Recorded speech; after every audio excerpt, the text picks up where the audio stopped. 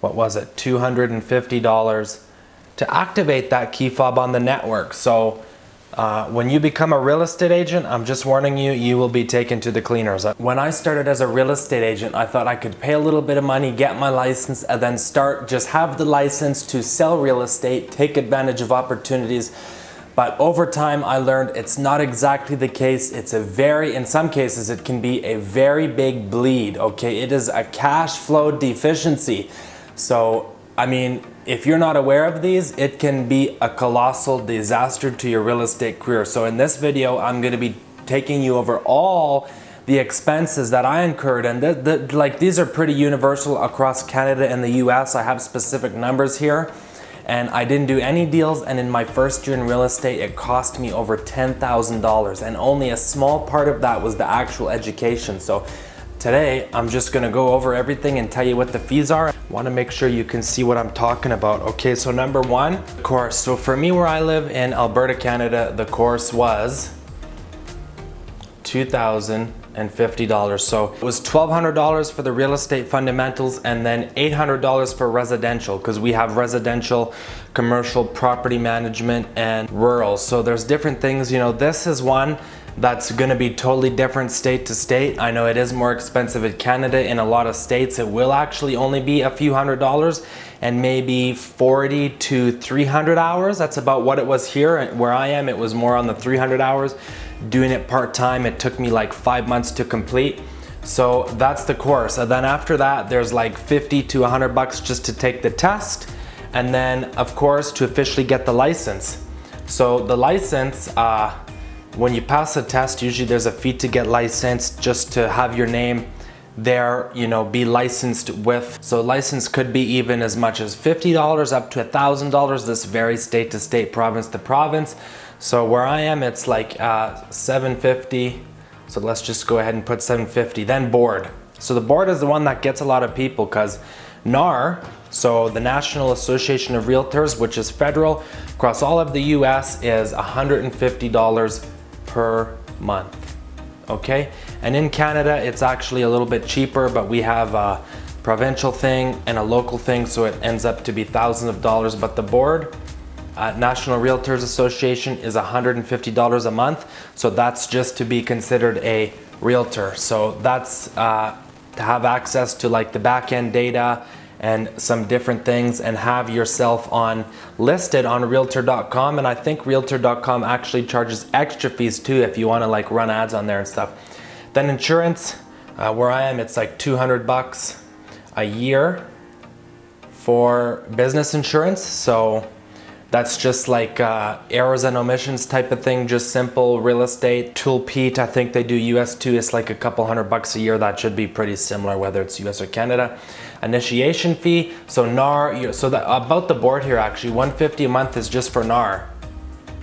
Plus it could be your state or provincial board could charge another fee, and then your, let's do plus, local board. So this would be for like your city, unless maybe you're in a more rural area where the state board is all you have. Okay, so insurance like 200 a year. Initiation, now initiation is like with the board. So just to get signed up with the initiation fee, where I am all in, it was, in Alberta, like I said, it was about $700 to $800.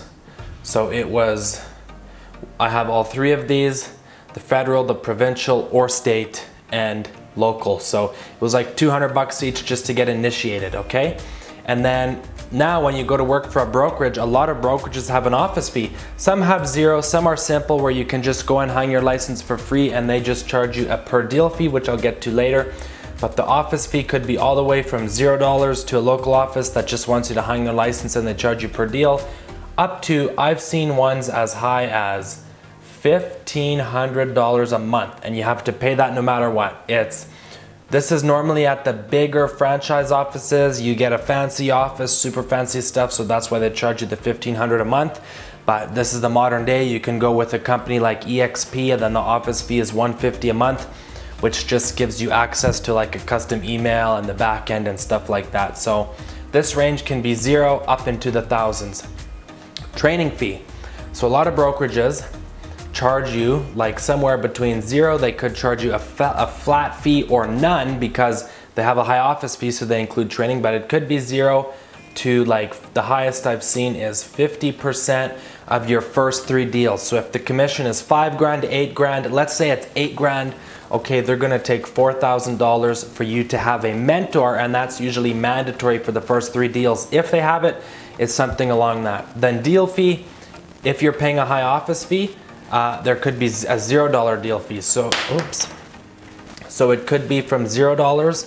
The deal fee could be from $0 all the way up to like, you know, I've seen $300 deal fee. And what's interesting is the office fee, if the office fee is 0, normally they have a high deal fee because the brokerage has to make their money somehow.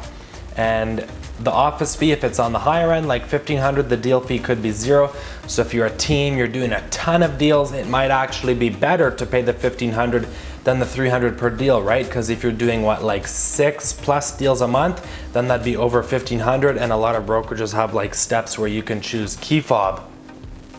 So this is a key fob to unlock the lock boxes if you have a central system where you are, and that was $80 for me just to get the key fob. And then they actually went ahead and charged me another, what was it, $250 to activate that key fob on the network. So when you become a real estate agent, I'm just warning you, you will be taken to the cleaners, at least where I am. Totally big variation by state, province. Then lock boxes, if you want to buy lock boxes like the Supra lock boxes, they're, you know, around $50 wherever you go. They're going to be around the same price, somewhere around there. And then gas, so you're driving all over, meetings, appointments, you might not even be closing deals. But if you are doing this full time, you can expect this to be $200 to maybe $300 a month. And I would say if you're in real estate, perfect career to get a Tesla and take advantage of crazy incentives, tax advantages. If you're a real estate agent, a Tesla is such a perfect car with the incentives, and you'll save money. I mean, it'll basically pay for itself in this particular career, which is really neat. Then marketing. So this is totally up to you, but I'd say it should be at least $100 a month, you know. You need to generate leads, you need to run ads, you need to start calling on people. Marketing could even be you're paying for like a dialing system, or you have a subscription to like for sale by owner lists, different stuff like that. So marketing can get quite expensive. It can go as high as you want, but of course in that category, the more you spend, the more leads you're gonna get and the more deals you can create. A quick plug here, link in the description for my Facebook Ads Accelerator program. You're leveraging trillions of data points of other advertisers' money using Facebook's billions of dollars worth of artificial intelligence to target the exact people that are going to be interested in what you have, okay? Then software, so this could be a CRM, some are free, maybe your brokerage provides one, an email address, you know, so that let's just say like $50 a month plus, because it can be up to the 100, so software is really expensive. To total off, in my first year, I'm not sure the exact number, but I was looking at it recently. It was somewhere between $10,000 and $11,000, and that's not including gas. Didn't buy any lock boxes, but everything else is about what it is. So there's a lot of hidden expenses, and I also wanted to talk about listing, okay? So if you are listing a property, there is a ton of expenses that come with that, okay? I'm just gonna list them out here. So you're gonna need the sign on the front lawn, you know, you're gonna need the lockbox, of course, you're gonna need to print brochures, you're gonna need to do marketing, you're gonna need to do tons of stuff, pay for the photographer, pay for cleaning, maybe you can get your client to pay for some of that stuff, but all of a ton of that stuff you are paying for upfront with no guarantee of the commission. So a lot of the contracts I see, it's like if you cancel the contract early, then we're gonna charge you, you know, a $500 early cancellation fee, and the contracts are like 90 days, you know. If you don't sell the house in 90 days, it's kind of your fault, so you don't get the 500, and this is why you have to be careful which listings you take, because if the seller wants to charge a price that's unreasonable and it's just gonna be sitting on the market for 3 months, you're gonna look bad, you're gonna have to pay for the marketing, it's not gonna sell, and it's gonna be at a loss. Click here to watch a video about Facebook ads like I said, or click right on my face here to watch a video that you're gonna like also about real estate. So I'll see you in the next one.